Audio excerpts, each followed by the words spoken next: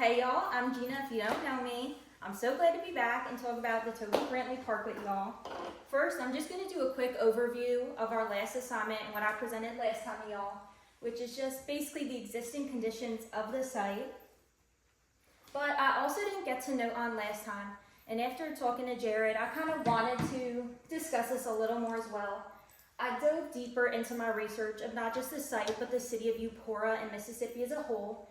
And there are three current issues that just kept popping up within my research, which was obesity, cardiovascular issues, as well as economic issues. And this is not just within Mississippi, but all the states. In 2021, 23.2% of Mississippi high school students were obese, as well as going within the death rates of cardiovascular. In 2014, there were 201 deaths just with cardiovascular issues, which was the leading cause of deaths within 2017. As well as economics, we all know it's such a troubling time. 56.1% is just below the national average when it came to labor force participants. And now, a little lighter, the priorities. Going over last time, we discussed what we wanted and what we needed within the site. So quickly just going over, we wanted those historical aspects. We wanted to have indoor and outdoor opportunities, of course a storm shelter, as well as having a recreational sized basketball court, signage, picnic space, and just some more space for sports programs. And now just to go back within the site and discuss what we discussed last time, these were the existing conditions and just what we had within.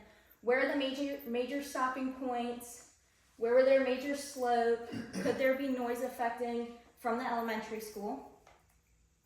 And back to my SWOT analysis, which last time had pictures. They're back on the boards, but not on here, just so I could fit all of them that I did want to discuss, such as having strengths of having that connection to the creek, or a weakness such as having no parking, opportunities like pavilions, playgrounds, ponds, etc., and threats of speeding drivers, uneven terrain, and of course the strong storms. These were my initial ideas that I presented to y'all last time, which after going over with Jared, especially at the end, I did realize there were some things that I could touch up on and just re-go through in my head of how could I better develop this for y'all so it's a better place.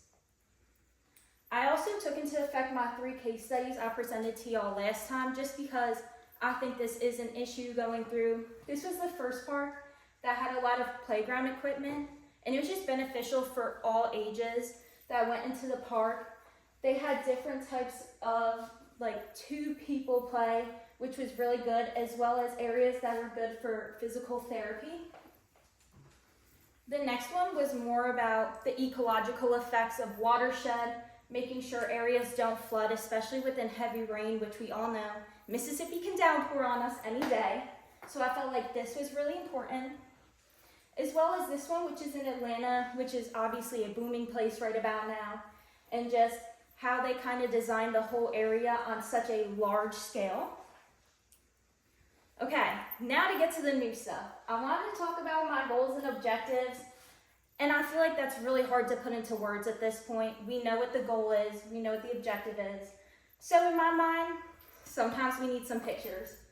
So first, our one of our number one things is to better our health. Like I said within the concerns, we want to make sure that we could get the state back and running to the best of its ability, the best of its health. We also want community gathering. We want the community to come together on more than just one instance all the time. Just getting everyone together.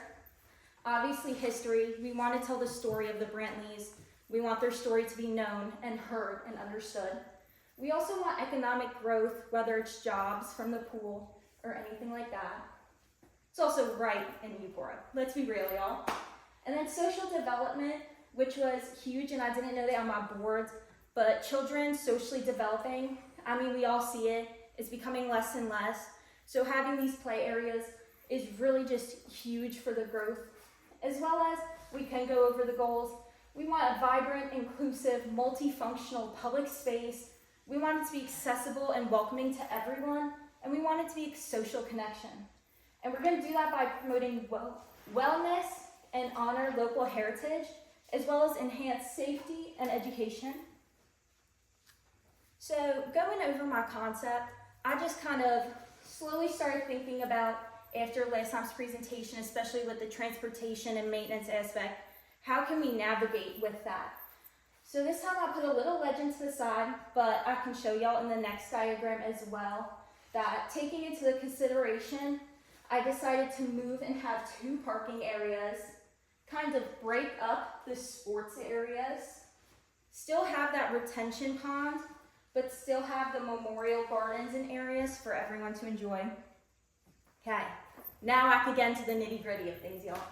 So first, like I said, I would have 2 parking lots, and this would go in between the 2 vehicle access points that would be within the park, obviously going off of easements and what the town can do and what there can be allowed.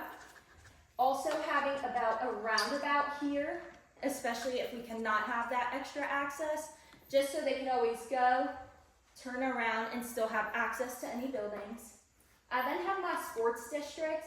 This is the existing conditions of the 2 basketball courts we have now, but also adding the recreational size court, some tennis courts, which Jared told me there is no open tennis courts anymore, as well as having some pickleball, which can introduce some more revenue within the town.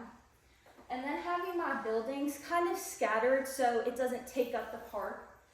Having a secondary entrance be a pavilion, like the one park we did get to see our first time here. I felt like that was just really important to bring that architectural aspect in to tie them together. Having, of course, our storm shelter, which could be a multi-use space, and it is right in the middle, so at either access point you can still reach it.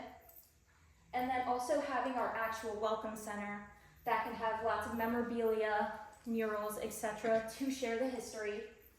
And then just kind of going into our water base and greenery, I was thinking the pool up north with a splash pad, keeping that with the new recreational area for sports to kind of condense where the noise would be, just so it's not noisy if you're trying to walk along the memorial garden and kids are yelling, splashing around.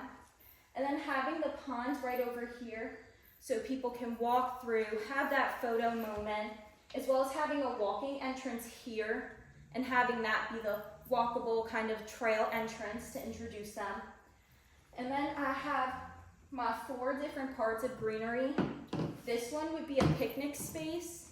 This one could be, ooh, sorry, I didn't know it was touchscreen. Picnic and greenery.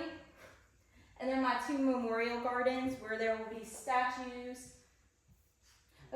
signage and everything like that. But I think that's just really my takeaways from what y'all told me last time, what we heard from everyone. And I think this is a revised plan, but I'm done. So now the floor is open to y'all. Do you have any questions?